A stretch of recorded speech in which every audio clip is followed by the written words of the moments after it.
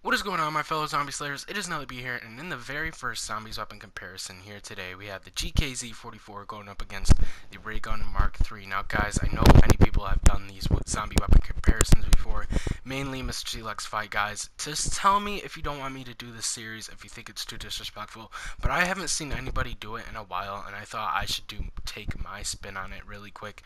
I just wanted to do this just to have something to do and have fun comparing weapons. You guys can rec- or recommend weapons for this series, guys. I have a couple lined up for the next few weeks, but if you guys comment down one below and I think it's better, then I will definitely do that one. But anyways, guys, let's get right in the first zombies weapon comparison. So for this series, I'm going to be putting two weapons head to head up against each other for stuff like ammo, damage, maps, accessibility, fire rate, and recommended perks. I would do attachments and double pack punch recommendations, but sadly these weapons cannot have any attachments or any double pack punch abilities. But anyways, getting right into the video, let's do this. So guys, starting off with the regular ray gun, the ammo in the clip is 20 and in reserves it is 160 out of the box. The damage is one shot in the head on round 10 and one shot in the body. The maps it's available on are all of the maps in Black Ops 3 and all of the maps in every other map, I guess you could say, but I'm only doing Black Ops 3 maps. The accessibility is, it's pretty easy to get this out of the box. Usually when I want it, I get it, and usually when I don't want it, I still get it. Anyways, guys, the fire rate is 181 RPM. Now, this does not change when you pack a punch it. And the perks I recommend are Jug, Quick Revive, Stamina Up, and Speed Cola. Now, you can run pretty fast with this weapon. I just don't recommend Double Tap because it doesn't really make that much of a difference unless you're out in the higher rounds. Now, going into the pack punch ammo, Pack Punch ammo has 40 in the clip and 200 in the reserves. Again, the fire rate stays the same. The damage is one shot in the head on round 20 and two shots in the body. Now, with this weapon, I do recommend hitting their feet because the splash damage does usually do more damage. And the maps it's available on are all the maps because you can Pack a Punch on all the maps in Black Ops 3. The accessibility is easy because you just put the weapon in the pack a punch. All you need to do is have 5,000 points. Now the fire rate, again, like I said many times before, it stays the same. Now for the perks, I'm going to recommend the same perks: Quick Revive, Jug, Speed Cola, and Stamina Up, and that's pretty much it for the regular ray gun. Moving on to the Raygun Mark III. So guys, this weapon was very difficult to do because I couldn't really find any statistics online, so I had to do everything in-game. But for the ammo in the left weapon, which is the Gkz-45, it is only 3 unpack punched, and in the ammo in the Mark III is 15 unpack punched, and it's 161 ammo, and they both share that, which is kind of weird.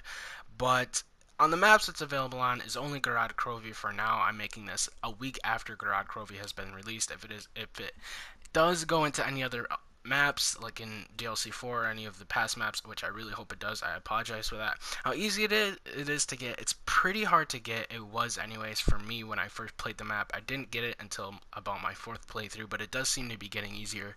I get it about every playthrough now. And for the fire rate, it is a bit faster than the Mark 1 or the regular ray gun. I couldn't really, answer that correctly, but the damage on round 10 is one shot in the body for the Raygun Mark III and one shot in the head for the Raygun Mark III. And for the left weapon, it is one shot. It doesn't really, you can't really get headshots or body, you just get body shots with it. But mix them together, it is two shots simply because that black hole that you get does take one shot from the left weapon and one shot from the right weapon. Now, so the Mark III is automatic, just like the regular ray gun, and the Gkz-45, which is the left weapon, is semi-automatic, which means you're going to have to keep hitting the trigger for more bullets to come out.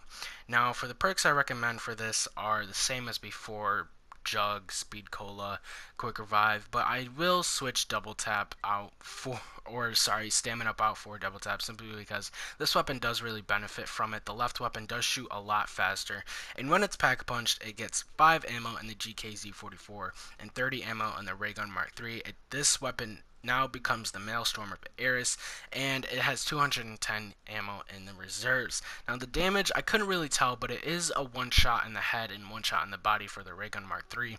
For the left weapon on round 20 is one shot for the Gkz-45 and two shots if you want to just shoot them both and create a bigger effect. Now what I found out by pack punching this weapon is really only thing that is buffed is the ammo count and the right Raygun Mark III, which is kind of odd. The left one doesn't really get any buff. I found that it doesn't really increase the time it takes or the time that little black hole is sitting there for. It's usually just around 4 to 5 seconds.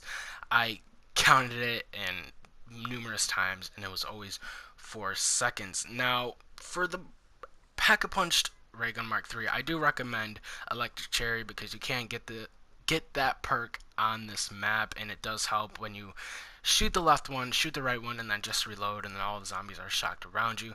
But anyways, guys, that is going to be it for the video. If you did enjoy, feel free to leave a like. If you're new to the channel, feel free to subscribe. And the winner for me is probably going to have to be the Gkz-45 and Raygun Mark III, simply because it's pretty much a one-shot up until round 50, and what I found that the Raygun Mark III is no splash damage. There's no splash damage, and yes, you do still get splash damage from the regular Raygun, and it's really sad that they haven't added any perks for that.